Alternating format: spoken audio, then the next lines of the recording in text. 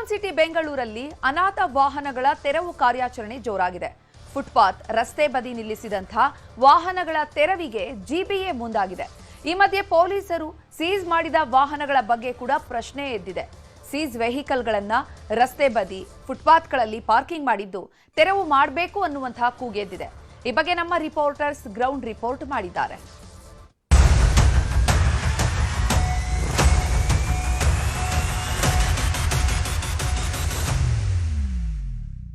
ಬೆಂಗಳೂರು ನಗರದಲ್ಲಿ ತಿಂಗಳಾನುಗಟ್ಟಲೆ ಅನಾಥವಾಗಿ road side ನಿಲ್ಲಿಸಿರುವಂತಹ ವೆಹಿಕಲ್ಗಳನ್ನ GBA ಮತ್ತು ಬೆಂಗಳೂರಿನ ಪೊಲೀಸರು ತೆರವು ಮಾಡುವಂತ ಒಂದು ಕೆಲಸವನ್ನ ಮಾಡ್ತಾ ಇದ್ದಾರೆ. ಇದು ಒಂದು ಕಡೆ ಓಕೆ. ಮತ್ತೊಂದು ಕಡೆ ಎಷ್ಟೋ ಕೇಸ್ಗಳಲ್ಲಿ ವೆಹಿಕಲ್ಗಳನ್ನ ಸೀಸ್ ಮಾಡ್ಕೊಳ್ತಾರೆ, ಅದನ್ನ ಪೊಲೀಸ್ ಸ್ಟೇಷನ್ ಬಳಿ ತಗೊಂಡು ಬಂದು ಹಾಕ್ತಾರೆ. ಅದು ವರ್ಷಾನ್ಗಟ್ಲೆ ಕೊಳತಂತ ಸ್ಥಿತಿಯಲ್ಲೇ ಇರ್ತವೆ, ಎಷ್ಟೋ ವೆಹಿಕಲ್ಗಳು ಹಾಳಾಗಿ ಹೋಗ್ತವೆ. ಆದ್ರೆ ಮಾಲೀಕರಿದ್ರು ಕೂಡ ಅಷ್ಟೇ ಒಂದಷ್ಟು ವೆಹಿಕಲ್ಗಳನ್ನ ರಿಟರ್ನ್ ಮಾಡುವಂತ ಒಂದು ಕೆಲಸವನ್ನ ಮಾಡ್ತಾ ಇಲ್ಲ. ಒಂದ್ ವೇಳೆ ಮಾಲೀಕರೇ ಪತ್ತೆ ಆಗಿಲ್ಲ ಅಂತಂದ್ರೆ ಹರಾಜು ಪ್ರಕ್ರಿಯೆಯನ್ನ ಮಾಡಬೇಕು, ಅದು ಕೂಡ ಅಷ್ಟೇ ಸರಿಯಾಗಿ ಆಗ್ತಿಲ್ಲ. ಇದರಿಂದ ವೆಹಿಕಲ್ಗಳು ಎಲ್ಲಂದ್ರಲ್ಲಿ ಪಾರ್ಕ್ ಮಾಡೋದ್ರಿಂದ ಜನರ ಓಡಾಟಕ್ಕೂ ಕೂಡ ಅಷ್ಟೇ ಸಮಸ್ಯೆಗಳಾಗ್ತಾ ಇದೆ. ಇದರ ಬಗ್ಗೆ ಬೆಂಗಳೂರಿನ ಜನ ಏನ್ ಹೇಳ್ತಾರೆ ಅನ್ನುವಂಥದ್ದನ್ನ ಕೇಳೋಣ. ಬಹುತೇಕ ಪೊಲೀಸ್ ಸ್ಟೇಷನ್ಗಳ ಮುಂಭಾಗದಲ್ಲಿ ಇದೇ ರೀತಿಯಾಗಿ ವೆಹಿಕಲ್ಗಳು ಅನ್ನುವಂಥದ್ದು ನಿಂತಿರುತ್ತೆ. ಯಾಕಂದ್ರೆ ಪೊಲೀಸ್ ಸ್ಟೇಷನ್ಗಳು ಎಷ್ಟೋ ಸ್ಟೇಷನ್ ತುಂಬಾ ಚಿಕ್ಕದಾಗಿರುತ್ತೆ, ಅಲ್ಲಿ ಪಾರ್ಕಿಂಗು ವ್ಯವಸ್ಥೆ ಕೂಡ ಇರೋದಿಲ್ಲ, ಪೊಲೀಸ್ ವಾಹನಗಳು ಕೂಡ ನಿಲ್ಲಿಸೋದಕ್ಕೆ ವ್ಯವಸ್ಥೆ ಇರೋದಿಲ್ಲ. ಅಂತಹ ಸಂದರ್ಭದಲ್ಲಿ ಪೊಲೀಸರು ಏನ್ ಮಾಡ್ತಾರೆ ಅಂತಂದ್ರೆ ಪೊಲೀಸ್ನ ಸ್ಟೇಷನ್ ಪಕ್ಕದ ರಸ್ತೆಯಲ್ಲಿ ಅಥವಾ ಪೊಲೀಸ್ ಸ್ಟೇಷನ್ ಇರುವಂತಹ ಕೂದಲೆಳೆ ದೂರದಲ್ಲಿ ಈ ರೀತಿಯಾಗಿ ವೆಹಿಕಲ್ಗಳನ್ನ ನಿಲ್ಲಿಸಿರ್ತಾರೆ. ಇದೆಲ್ಲವೂ ಕೂಡ ಅಷ್ಟೇ ಕ್ರೈಮ್ ಕೇಸ್ಗಳಲ್ಲಿ ಪೊಲೀಸರು ಸೀಸ್ ಮಾಡ್ಕೊಂಡಿರುವಂತಹ ವೆಹಿಕಲ್ಗಳು. ಈ ವೆಹಿಕಲ್ಗಳು ನಿಲ್ಲಿಸಿ 3-4 ವರ್ಷ ಆದ್ರೂ ಕೂಡ ಯಾವುದೂ ಕೂಡ ಬೆಂಗಳೂರು ನಗರದಲ್ಲಿ ಕ್ಲಿಯರೆನ್ಸ್ ಅನ್ನುವಂಥದ್ದು ಆಗ್ತಾ ಇಲ್ಲ. ಆ ಕೊನೆ ಪಕ್ಷ ಪೊಲೀಸರು ಕೋರ್ಟ್ಗೊಂದು ರಿಕ್ವಿಸೇಷನ್ ಕೊಟ್ಟು ಸುಮಾರು ವರ್ಷಗಳಿಂದನೂ ಕೂಡ ವೆಹಿಕಲ್ಗಳು ಇದಾವೆ, ಮಾಲೀಕರು ಬಂದು ಬಿಡಿಸ್ಕೊಳ್ತಾ ಇಲ್ಲ. ಒಂದು ಟೈಮ್ ಲೈನ್ ಅನ್ನುವಂಥದ್ದು ಅವ್ರು ಕೊಡಬೇಕು. ಆ ಟೈಮ್ ಲೈನಲ್ಲಿ ಏನಾದರೂ ಅವರು ಬಿಡಿಸ್ಕೊಂಡಿಲ್ಲ ಅನ್ನೋಂಥ ಸಂದರ್ಭದಲ್ಲಿ ಅವುಗಳನ್ನ ಬಹಿರಂಗವಾಗಿ ಹರಾಜು ಮಾಡುವಂಥ ಒಂದು ಕೆಲಸ ಮಾಡಬೇಕು ಅನ್ನುವಂಥದ್ದು ಮಾಡಬೇಕು. ಆದರೆ ಒಂದಷ್ಟು ಜನ ಪೊಲೀಸ್ ಸ್ಟೇಷನ್ ಇಂದ ಕೋರ್ಟ್ಗೆ ರಿಕ್ವಿಸೇಷನ್ ಕೊಡ್ತಾರೆ, ಆದರೆ ಕೋರ್ಟ್ನಲ್ಲಿ ಯಾವುದೇ ರೀತಿಯಂತ ಒಂದು ಉತ್ತರ ಬಂದಿಲ್ಲ ಅನ್ನುವಂಥ ಒಂದಷ್ಟು ಮಾಹಿತಿಯನ್ನು ಕೂಡ ಅಷ್ಟೇ ಒಂದಷ್ಟು ಜನ ಪೊಲೀಸ್ ಸ್ಟೇಷನ್ ಹೇಳ್ತಿದ್ದಾರೆ. ಇನ್ನೊಂದಷ್ಟು ಜನ ಪೊಲೀಸ್ ಸ್ಟೇಷನ್ನ ಮುಂಭಾಗದಲ್ಲಿ ಇರುವಂತಹವರು ಇಲ್ಲ, ನಾವು ಕ್ರೈಮ್ ಕೇಸ್ನಲ್ಲಿ ಇದು ಬಿಡಿಸ್ಕೊಳ್ಬೇಕು, ಅದಕ್ಕೆ ನಾವು ಕೋರ್ಟ್ ಪರ್ಮಿಷನ್ ಕೇಳಬೇಕು, ನಾವು ಕೇಳ್ತೀವಿ ಅನ್ನೋಂಥ ಒಂದಷ್ಟು ಮಾತುಗಳನ್ನು ಹೇಳ್ತಿದ್ದಾರೆ. ಈ ರೀತಿಯಾಗಿ ಸ್ಟೇಷನ್ನ ಮುಂಭಾಗದಲ್ಲಿ ವೆಹಿಕಲ್ಗಳು ನಿಲ್ಲಿಸೋದ್ರಿಂದ ಸಾಕಷ್ಟು ರೀತಿಯಂತಹ ಒಂದು ಸಮಸ್ಯೆಗಳಾಗ್ತಾ ಇದೆ. ನೀವು ನೋಡ್ತಾ ಇರ್ಬೋದು, ವೆಹಿಕಲ್ಗಳ ಈ ರೋಡ್ಗೆ ನಿಲ್ಲಿಸಿರುವಂಥ ಕಾರಣಕ್ಕೋಸ್ಕರ ಜನ ಓಡಾಡೋಕ್ಕೂ ತುಂಬಾ ಕಷ್ಟ ಆಗ್ತಾ ಇರುವಂಥದ್ದು, ಬೈಕೊಂಡು ಓಡಾಡ್ತಾರೆ, ಟ್ರಾಫಿಕ್ನ ಜಾಮ್ ಆಗುತ್ತೆ. ಇಷ್ಟೆಲ್ಲ ತೊಂದರೆಗಳಾಗ್ತಿದ್ರು ಕೂಡ ಅಷ್ಟೇ ಸರ್ಕಾರ ಆಗಿರ್ಬೋದು ಅಥವಾ ಪೊಲೀಸ್ ಇಲಾಖೆ ಆಗಿರ್ಬೋದು ಯಾರೂ ಕೂಡ ಇದರ ಬಗ್ಗೆ ಬಹಳ ಗಂಭೀರವಾಗಿ ಚರ್ಚೆಯನ್ನ ಮಾಡ್ತಾ ಇಲ್ಲ. ಜೊತೆಗೆ ಇದನ್ನ ಅಟ್ಲೀಸ್ಟ್ ಕ್ಲಿಯರೆನ್ಸ್ ಮಾಡುವಂತ ಒಂದು ಕೆಲಸವನ್ನು ಕೂಡ ಅಷ್ಟೇ ಮಾಡ್ತಾ ಇಲ್ಲ. ಇನ್ನೊಂದಷ್ಟು ವೆಹಿಕಲ್ಗಳನ್ನು ಏನ್ ಮಾಡ್ತಾರೆ ಅಂತಂದ್ರೆ ಬೇರೆ ಡಂಪಿಂಗ್ ಯಾರ್ಡ್ ಅಂತ ಮಾಡ್ತಾರೆ, ಆ ಡಂಪಿಂಗ್ ಯಾರ್ಡ್ಗಳಲ್ಲಿ ಡಂಪ್ ಮಾಡುವಂತ ಒಂದು ಕೆಲಸವನ್ನು ಕೂಡ ಮಾಡ್ತಾ ಇದ್ದಾರೆ. ಆದ್ರೆ ಡಂಪಿಂಗ್ ಯಾರ್ಡ್ಗಳು ಕೂಡ ಅಷ್ಟೇ ತುಂಬ್ತಾ ಇರುವಂತ ಕಾರಣಕ್ಕೋಸ್ಕರ ಪೊಲೀಸರು ಏನ್ ಮಾಡಬೇಕು ಅನ್ನುವಂಥದ್ದು ತೋಚದಂತಹ ಸ್ಥಿತಿಯಲ್ಲಿ ಈಗಾಗಲೇ ಇರುವಂತಹದ್ದು. ಇದ್ರ ಬಗ್ಗೆನೂ ಕೂಡ ಅಷ್ಟೇ ಜನ ಮಾತನಾಡಿದ್ರೆ ಅವ್ರು ಏನ್ ಹೇಳಿದ್ರು ಅನ್ನುವಂಥದ್ದನ್ನ ನೀವು ಕೇಳೋಣ. ಪೊಲೀಸ್ ಸ್ಟೇಷನ್ ಮುಂದೆ ಆ ಹಳೆ ಕಾರುಗಳಲ್ಲಿ ಹೆಣನೂ ಇರುತ್ತೆ, ನಾಯಿಗಳು ಇರುತ್ತೆ. ಆ ವಾಸನೆ ಅಂದರೆ ವಾಸನೆ ಆ ಪೊಲೀಸ್ ಸ್ಟೇಷನ್ಗಳಲ್ಲಿ ಫಸ್ಟು ಅದನ್ನು ತೆರವು ಮಾಡಬೇಕು. ಅದು ಆಮೇಲೆ ಒಂದು 90 ಡೇಸ್ ಒಳಗಡೆ ಅದನ್ನೇನೇ ಇದ್ರೂ ಕ್ಲಿಯರ್ ಮಾಡಬೇಕು. ನಮ್ಮ ಲೀಗಲ್ ಕೋರ್ಟು ಅದನ್ನು ಫೈನ್ ಹಾಕೋದು, ಇಲ್ಲ ಅದನ್ನು ಅರೇಂಜ್ ಮಾಡೋದು, ಇಲ್ಲ ಏನೋ ಒಂದು ವ್ಯವಸ್ಥೆ ಮಾಡಬೇಕು. ಈಗ ನೀವು ಯಾರೋ ಪಾದಚಾರಿಗಳು ಓಡಾಡೋ ಕಡೆ ವರ್ಷಾನುಗಟ್ಲೆಯಿಂದ ಮಾಡ್ತಾ ಇರೋರಿಗೆ ತೊಂದರೆ ಮಾಡ್ತಾ ಇದ್ದಾರೆ. ಇದನ್ನ ಯಾರು ಕೇಳೋರು? 100% ಹರಾಜಿಗಿನ ಮುಂಚೆ ಅವ್ರನ್ನ ಕರೆದ್ಬಿಟ್ಟು ಯಾರ್ದಿದೆ ವೆಹಿಕಲ್ ಅವ್ರದ್ದೇನಿದೆ ಸೆಟಲ್ಮೆಂಟ್ ಮಾಡಿಬಿಟ್ಟು ಕಳಿಸ್ಬಿಡ್ಬೇಕು. ಅದೇನು ಅದು ಸರ್ಕಾರದಿಂದ ಏನು ಫೈನ್ ಆಗಬೇಕು ಏನು ಫೈನ್ ಆಗಬಾರ್ದು ಅದನ್ನ ನೋಡ್ಬಿಟ್ಟು ಅವ್ರನ್ನ ಕಳಿಸ್ಬಿಡ್ಬೇಕು. ಇರೋ ಗಾಡಿನ ಹರಾಜ್ ಮಾಡಿ ಸರ್ಕಾರಕ್ಕೆ ಹೋಗೋದು, ಸರ್ಕಾರ ಖಜಾನೆಗೆ ಹೋಗ್ಲಿ ಆ ದುಡ್ಡು. ಯಾಕೆ ಸುಮ್ಮನೆ ಇಟ್ಕೊಂಡು ಅಲ್ಲಿ ಇಟ್ಟಿರ್ತಾರೆ? ಅದನ್ನ ಬೇಗ ಆದಷ್ಟು ಬೇಗ ಮಾಡಿಬಿಟ್ರೆ ಒಳ್ಳೇದು ನನ್ನ ಪ್ರಕಾರ. ಯಾರೋ ದುಡ್ಡಿರೋನ್ ಕೇಸ್ ಮಾಡಿರ್ತಾನೆ, ಅವನ ಮೇಲೆ ದೌರ್ಜನ್ಯ ಆಟಾಡ್ಸೋಣ ಅವನ್ಗೆ ಅಂತ ಹೇಳ್ಬಿಟ್ಟು ಕಾನೂನು ಅದನ್ನ ನೋಡ್ಬೇಕು, ಕಣ್ಣು ತೆಗೆದು ನೋಡ್ಬೇಕು. ದುಡ್ಡಿರೋನ ಇವನಿಗೆ ಆಟಾಡ್ಸೋದು ಸಾಮಾನ್ಯ ಡ್ರೈವರ್ಗೆ ಅರ್ಥ ಆಗ್ತಿದ್ಯಾ? ಆ ಕೇಸನ್ನು ಇವ್ರು ಹೇಳ್ಕೊಂಡು ಹೋಗ್ತಾ ಇರ್ತಾರೆ. ಅದನ್ನ ಹಾಗಾಗಿ ಬಿಡಬಾರ್ದು, ಟೈಮ್ ಬೌಂಡ್ ಇರಬೇಕು, ನ್ಯಾಯ ಕೊಡಬೇಕು ಸಾಮಾನ್ಯ ಜನರಿಗೆ, ಕಷ್ಟದಲ್ಲಿ ಹಾಕ್ಬಾರ್ದು. ಅವ್ನು 2 ವರ್ಷ ಆದ್ಮೇಲೆ ಅವ್ನು ಏನೋ ತಾಳಿ ಮಾರಿನೋ ಏನೋ ಮಾರಿ ದುಡ್ಡು ತಗೊಂಡು ಬರ್ತಾನೆ, ಅವ್ನ ಗಾಡಿ ಓಡಿಸೋ ಕಂಡೀಷನ್ ಎಲ್ಲ ಇರಲಿಲ್ಲ ಅಂದ್ರೆ ಸರ್ಕಾರ ತಾನೇ ಹೊಣೆ, ಅದಕ್ಕೆ ಇನ್ಶೂರೆನ್ಸ್ ಕಂಪ್ನಿ ತಾನೇ ಹೊಣೆ ಅದಕ್ಕೆ. ಇನ್ನು ಪಶ್ಚಿಮ ವಲಯದ ಪೊಲೀಸ್ ಸ್ಟೇಷನ್ಗಳ ಮುಂಭಾಗದಲ್ಲೂ ಕೂಡ ವೆಹಿಕಲ್ಗಳನ್ನ ಇದೇ ರೀತಿ ನಿಲ್ಲಿಸಿದಾರ. ಅವುಗಳನ್ನು ಏನಾದರೂ ಹರಾಜು ಪ್ರಕ್ರಿಯೆ ಅನ್ನುವಂಥದ್ದು ಆಗಿದೆಯಾ ಅಥವಾ ವರ್ಷಾನುಗಟ್ಟಲೆ ವೆಹಿಕಲ್ಗಳಲ್ಲಿ ನಿಂತಿರೋದ್ರಿಂದ ಜನರಿಗೆ ಸಮಸ್ಯೆ ಆಗ್ತಿದೆಯಾ ಅನ್ನುವಂಥದ್ರ ಬಗ್ಗೆ ನಮ್ಮ ಪ್ರತಿನಿಧಿ ಪ್ರಗತಿ ಎಕ್ಸ್ಪ್ಲೈನ್ ಮಾಡ್ತಾರೆ.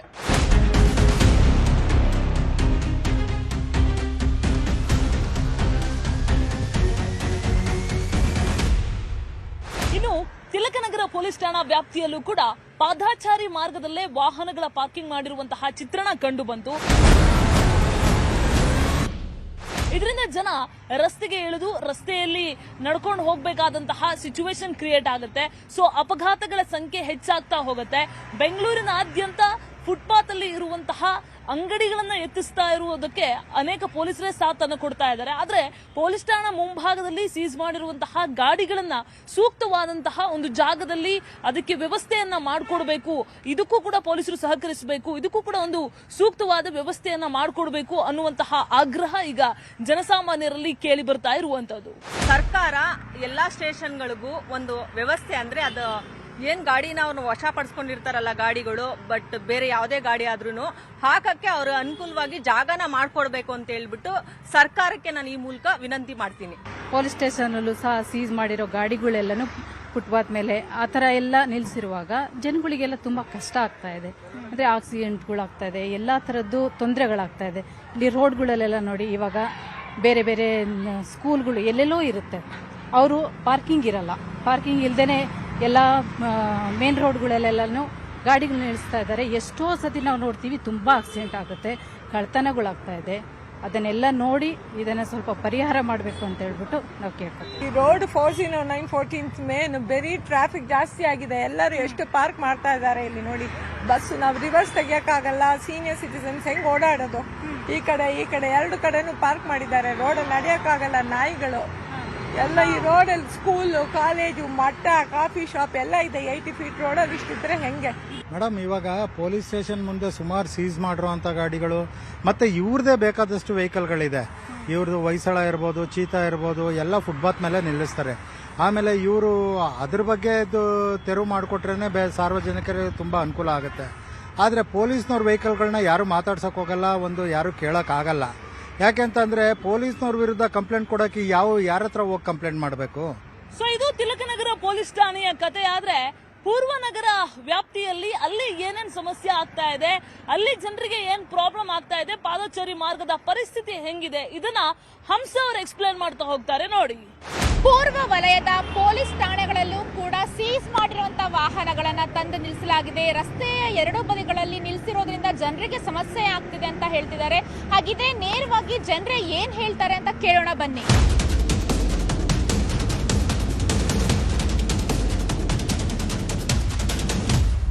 ಎಲ್ಲ ಚೀಸಿಂಗ್ ಗಾಡಿ ಇದಲ್ಲ, ಒಳಗಡೆ ನಿಲ್ಸಕ್ ಆಗಲ್ಲ ಅಂತ ಅವ್ರು ಆಚೆ ಆಗಿದ್ದಾರೆ. ಏನಕ್ಕೆ ಅಂದ್ರೆ ಫುಲ್ ನಮ್ಗೇನ ಪ್ರಾಬ್ಲಮ್ ಆಗುತ್ತೆ ಇಲ್ಲಿ.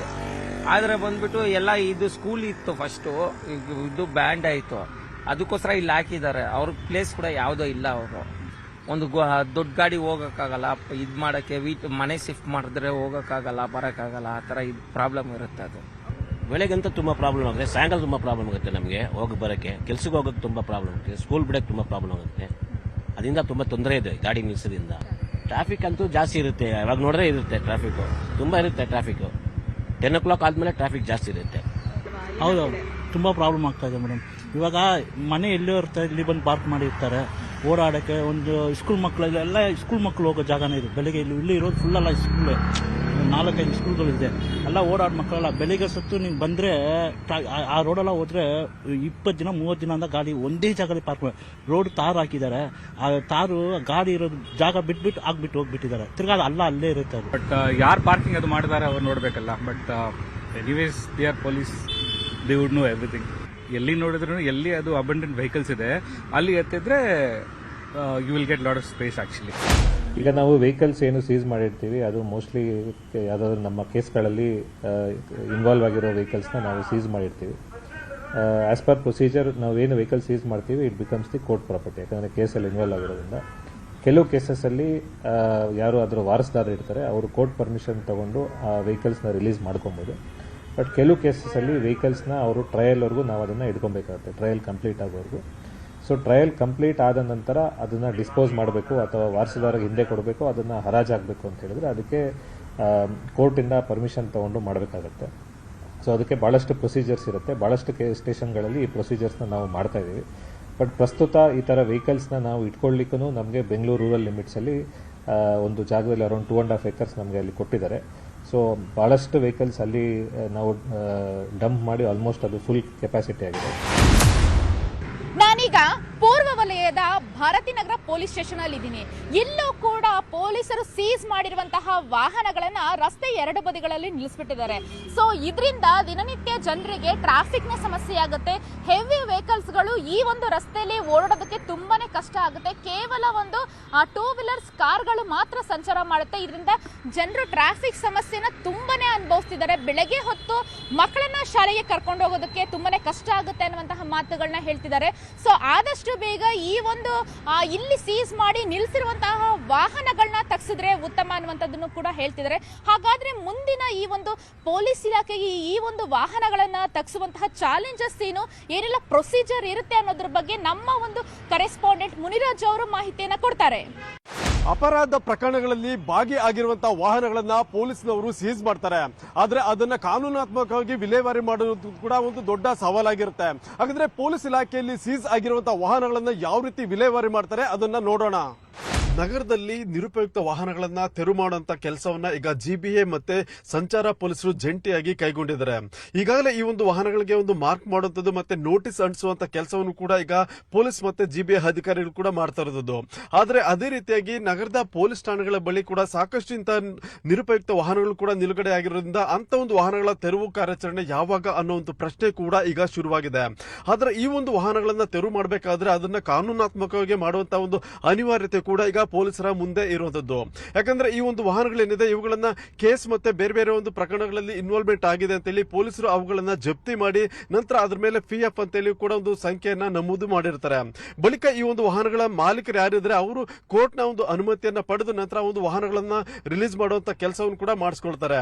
ಆದ್ರೆ ಕೆಲವು ವಾಹನಗಳಿಗೆ ಮಾಲೀಕರು ಕೂಡ ಇರೋದಿಲ್ಲ. ಇಂಥ ಒಂದು ಮಾಲೀಕರು ಇಲ್ಲದ ವಾಹನಗಳೇನಿದೆ ಅವುಗಳ ಬಗ್ಗೆ ಒಂದು ಕೋರ್ಟ್ ನ ಗಮನಕ್ಕೆ ತಂದು ನಂತರ ಅದನ್ನ RTO ಮುಖಾಂತರವಾಗಿ ರಿಲೀಸ್ ಮಾಡುವಂತ ಕೆಲಸವನ್ನು ಕೂಡ ಪೊಲೀಸರು ಮಾಡ್ತಾರೆ.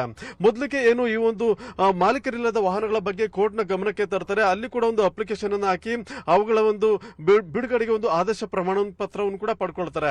ಬಳಿಕ ಈ ಒಂದು ವಾಹನಗಳ ಬಗ್ಗೆ ಒಂದು ಫಿಟ್ನೆಸ್ ಏನಿದೆ ಅದನ್ನ ಸರ್ಟಿಫೈ ಮಾಡುವಂತ ಸಲುವಾಗಿ RTO ಅಧಿಕಾರಿಗಳಿಂದ ಒಂದು ಫಿಟ್ನೆಸ್ ಸರ್ಟಿಫಿಕೇಟ್ ಅನ್ನು ಕೂಡ ಪಡ್ಕೊಳ್ತಾರೆ. ಯಾವ್ದಾದ್ರು ವಾಹನ ರಸ್ತೆ ಮೇಲೆ ಚಲಾವಣೆ ಮಾಡೋದಕ್ಕೆ ಒಂದು ಯೋಗ್ಯವಾಗಿದೆಯಾ ಇಲ್ವಾ ಅನ್ನೋದ್ರ ಬಗ್ಗೆ ಸರ್ಟಿಫೈ ಮಾಡ್ತಾರೆ. ಬಳಿಕ ಅದು ಯೋಗ್ಯವಲ್ಲದ ಒಂದು ವಾಹನ ಅಂತ ಏನಾದ್ರು ಗೊತ್ತಾದ್ರೆ ಅದನ್ನ ಏನು ಗುಜರಿಗೆ ಹಾಕುವಂತ ಒಂದು ಪ್ರಕ್ರಿಯೆ ಏನಿದೆ ಅದ್ರ ಬಗ್ಗೆ ಕೂಡ ಫಾಲೋ ಮಾಡ್ತಾರೆ. ಬಳಿಕ ಏನು ವಾಹನ ಮಾಲೀಕರು ಯಾರು ವಾರಸುದಾರರಿಲ್ಲದ ಒಂದು ವಾಹನಗಳು ಇರುತ್ತೆ ಅಂತವನ್ನ ಏನು ಗುಜರಿಗೆ ಹಾಕಿ ಅದನ್ನ ವಿಲೇವಾರಿ ಮಾಡುವಂತ ಕೆಲಸವನ್ನು ಕೂಡ ಪೊಲೀಸರು ಮಾಡ್ತಾರೆ. ಆದ್ರೆ ಇದೆಲ್ಲವೂ ಕೂಡ ಕಾನೂನಾತ್ಮಕವಾಗಿ ನಡಿಬೇಕಾಗಿರೋದ್ರಿಂದ ಇದು ತುಂಬಾ ಸುದೀರ್ಘವಾದ ಒಂದು ಪ್ರಕ್ರಿಯೆ ಕೂಡ ಆಗಿರುತ್ತೆ. ಆದ್ರಿಂದ ಇಂಥ ಒಂದು ಪ್ರಕ್ರಿಯೆ ಮುಗಿಬೇಕಾದ್ರೆ ಸುಮಾರು 3 ರಿಂದ 6 ತಿಂಗಳ ಒಂದು ಕಾಲಾವಕಾಶ ಕೂಡ ಬೇಕಾಗಿರೋದ್ರಿಂದ ಅಷ್ಟರಲ್ಲಿ ಇಲ್ಲಿರುವಂತಹ ವಾಹನಗಳಿಂದ ಅವು ಸಂಪೂರ್ಣವಾಗಿ ಹಾಳಾಗಿರೋದು ಕೂಡ ನಾವು ನೋಡಬಹುದು. ಇದು ತುಂಬಾನೇ ಪಬ್ಲಿಕ್ ತೊಂದರೆ ಆಗ್ತದೆ. ಯಾಕೆಂತಂದ್ರೆ ಸೀಸ್ ಮಾಡಿರೋ ಗಾಡಿರು ಅವರಿಗೆ ಒಂದು ಪ್ಲೇಸ್ ಅಲ್ಲಿ ಇಟ್ಕೊಬೇಕು. ಅವ್ರದೇ ಪ್ಲೇಸ್ ಅಲ್ಲಿ ಇಟ್ಕೊಂಡ್ರೆ ಪಬ್ಲಿಕ್ ಡಿಸ್ಟರ್ಬ್ ಆಗಲ್ಲ. ಪಬ್ಲಿಕ್ ಪ್ಲೇಸ್ ಅಲ್ಲಿ ಅವರೇನೆ ಗೌರ್ಮೆಂಟ್ ಸೀಸ್ ಮಾಡಿರೋ ಗಾಡಿಗಳು ಇಟ್ಕೊಂಡ್ರೆ ಎಲ್ಲರಿಗೂ ಕೂಡ ತೊಂದರೆ. ಸೊ ಇದ್ರ ಬಗ್ಗೆ ಪೊಲೀಸರು ಕ್ರಮ ತಗೊಂಡು ದಯವಿಟ್ಟು ಇದನ್ನು ತೆರವು ಮಾಡಬೇಕು. ಹೌದು, ಯಾವಾಗ್ಲೂ ಕೂಡ ಸೀಸ್ ಮಾಡಿರೋ ಗಾಡಿ ಇರಲ್ಲ, ಅವ್ರು ಇಲ್ಲೇ ನಿಲ್ಲಿಸ್ತಾ ಇರ್ತಾರೆ. ಸೊ ಇದು ಯಾವ್ದು ಕೂಡ ರಿಟರ್ನ್ ಮಾಡೋಂಥ ಗಾಡಿಗಳಲ್ಲ. ಆಲ್ಮೋಸ್ಟ್ ಎಲ್ಲ ಇಲ್ಲೇ ಸ್ಕ್ರಾಪಿಗೆ ಹಾಕೋಂಥ ಗಾಡಿಗಳೇ ಆಗಿದೆ. ಬಟ್ ಇದನ್ನ ಯಾವ್ದೊಂದು ತೆರವು ಮಾಡ್ತಾ ಇಲ್ಲ. ಸೊ ಇದ್ರ ಬಗ್ಗೆ ತೆರವು ಮಾಡಿದ್ರೆ ನಮ್ಮ ಪಬ್ಲಿಕ್ಗೆ ತುಂಬಾ ಹೆಲ್ಪ್ ಆಗುತ್ತೆ. ಇದೆಲ್ಲ ಡಿಪಾರ್ಟ್ಮೆಂಟ್, ಬಟ್ ಅವ್ರ ಗೌರ್ಮೆಂಟ್ ಅಲ್ಲ, ಅದೆಲ್ಲ ಏನಾಗಲ್ಲ, ಪ್ರಾಬ್ಲಮ್ ಇಲ್ಲ. ಇದೆಲ್ಲ ಪ್ರಾಬ್ಲಮೇ ಆಗಲ್ಲ ಅವ್ರಿಗೆ. ಇವಾಗ ನೋಡಿ ಅಲ್ಲೆಲ್ಲ ಎಲ್ಲ ನಿಲ್ಸಿದ್ರೆ ನೋಟಿಸ್ ಹಾಕ್ತಾರಂತೆ. ಇದು ಪೊಲೀಸ್ ಅವ್ರು ಯಾಕೆ ನಿಲ್ಸಾರ? ಇದೆಲ್ಲ ಪ್ರಾಬ್ಲಮ್ ಆಗಲ್ವಾ? ಇದೆಲ್ಲ ನಡ್ಕೊಂಡು ಹೋಗೋದೆ, ಅದೆಲ್ಲ ಫುಟ್ಪಾತ್ ಅಲ್ವಾ? ಇದೆಲ್ಲ ಅಡ್ಡ ಹಾಕ್ಬಿಟ್ಟು ಇದು ಪ್ರಾಬ್ಲಮ್ ಆಗಲ್ಲ, ಬಟ್ ಅದು ಪ್ರಾಬ್ಲಮ್ಮು. ಎಷ್ಟೋ ವರ್ಷಗಳಿಂದ ಇದೆ. ಇದೆಲ್ಲ ಎತ್ತಲ್ಲ, ಇದೆಲ್ಲ ಹಂಗೆ ಇರುತ್ತೆ. ಇದೆಲ್ಲ ಸ್ಕ್ರಾಪ್ಗೆ ಹೋಗೋದು, ಇದೆಲ್ಲ ನಿಲ್ಸೋ ಜಾಗಣ ಇದು. ಹಳೆ ಗಾಡಿಗಳು ಫುಟ್ಪಾತ್ ಕಡೆ ಎಲ್ಲ ರೋಡ್ ಬಿಟ್ಟು ಸರ್ BBMP ಅವ್ರು ಕೆಲಸ ಮಾಡೋಕ್ಕಾಗಲ್ಲ. ಪ್ರತಿಯೊಂದು ಇದರಿಂದ ನಮ್ಗೆ ಬಹಳ ತೊಂದರೆ. ಎಲ್ಲಾ ಕಡೆ ಇದೆ ಸರ್, ಎಲ್ಲ ರೋಡ್ ಇದೆ.